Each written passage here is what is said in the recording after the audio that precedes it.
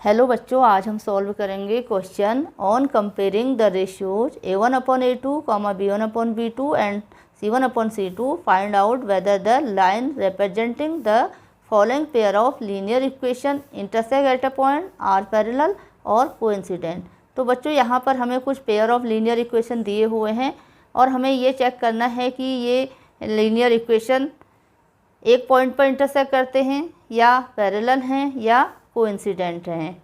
तो बच्चों इस तरीके के क्वेश्चन को सॉल्व करने के लिए पहले आपको कुछ अलजेब्रिक कंडीशन याद होनी चाहिए. जैसे कि अगर आपके पास दो लीनियर इक्वेशन हैं तो ये पेयर ऑफ लीनियर इक्वेशन के लिए कंडीशन, अगर फर्स्ट वाली कंडीशन आती है a1/a2 is not equal to b1/b2, तो लाइंस इंटरसेक्टिंग लाइंस होंगी.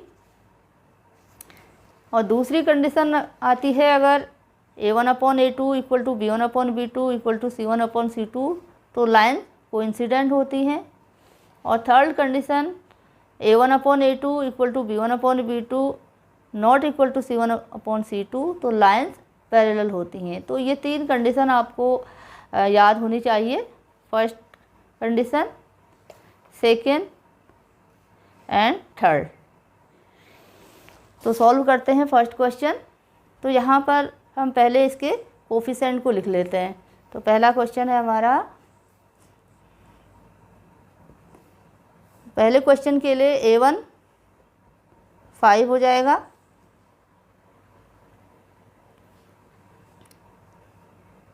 b1 -4 हो जाएगा यहाँ पर, और c1 8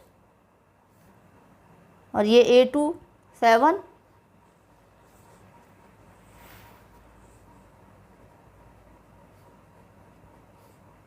b2 6 एंड c2 हो जाएगा -9. तो यहाँ पर a1/a2 कितना हो जाएगा, 5/7 हो जाएगा. ये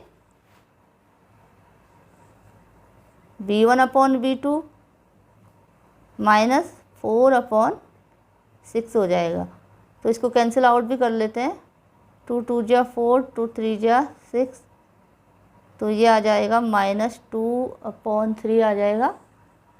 तो यहाँ पर a1/a2 b1/b2 के इक्वल में नहीं है. ठीक है, तो ये कंडीशन आ रही है यहाँ पर a1/a2 is not equal to b1/b2. तो जब ये कंडीशन होती है तो तब लाइंस क्या होती हैं, इंटरसेक्टिंग लाइंस होती हैं. इंटरसेक्टिंग लाइंस होती हैं. तो यहाँ पर हम लिखेंगे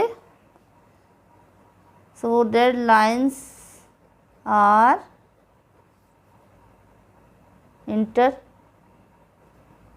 intersect at a point.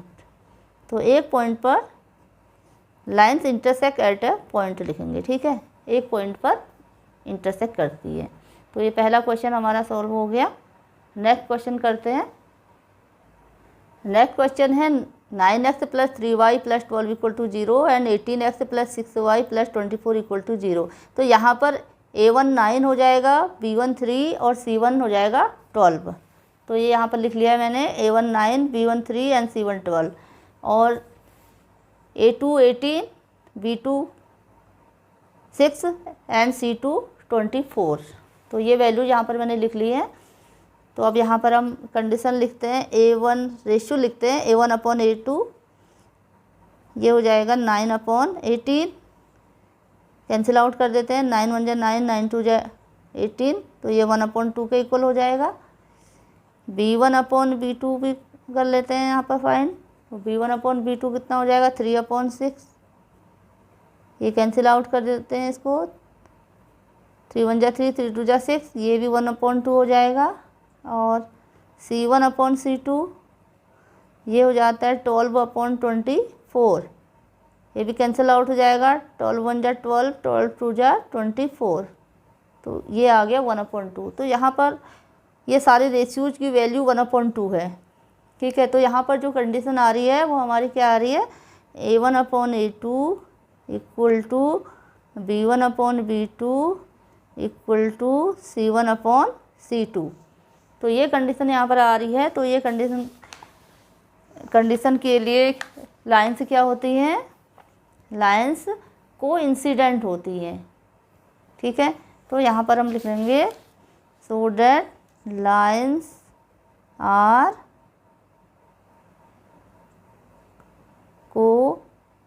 Coincident, ठीक है। तो ये सेकंड क्वेश्चन हो गया हमारा सॉल्व।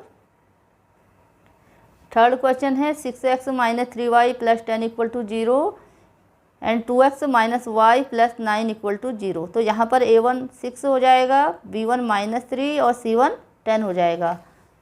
A1 6, B1 -3, C1 10 हो गया है। और A2 2 हो जाएगा, A2 2 हो जाएगा, B2 -1 हो जाएगा। तो यहाँ पर कोई अभी नंबर यहाँ पर नहीं है, तो ये 1 माना जाता है, ठीक है। तो यहाँ पर B2 जो होगा -1 होगा और C2 हो जाएगा 9। तो ये वैल्यू यहाँ पर मैंने लिख ली है। तो अब रेशियोज को कंपेयर कर लेते हैं। A1/A2 6/2, 2 से डिवाइड हो जाता है, 2 3 जा 6। B1/B2 -3/-1, तो दोनों तरफ माइनस माइनस का साइन है तो हट जाएगा और 1 से 3 डिवाइड होगा तो 3 आ जाएगा। C1/C2 10/9। तो यहाँ पर आपका A1/A2 और B1/B2 की इक्वल वैल्यूज हैं। तो हम इसको लिखेंगे A1/A2 इक्वल टू B1/B2 और C1 की वैल्यू इक्वल नहीं है, ठीक है। तो यहाँ पर नॉट इक्वल टू C1/C2। तो ये वाली जो कंडीशन है वो किसके लिए आती है? तो ये कंडीशन आती है लाइन्स आर पैरेलल, ठीक है, जब लाइन्स पैरेलल होती हैं। तो यहाँ पर हम लिखेंगे so that lines are parallel. तो ये तीनों कंडीशन के लिए आपने यहाँ पर चेक कर लिया है। तो आई होप आपको समझ आ गया होगा। Okay, thank you.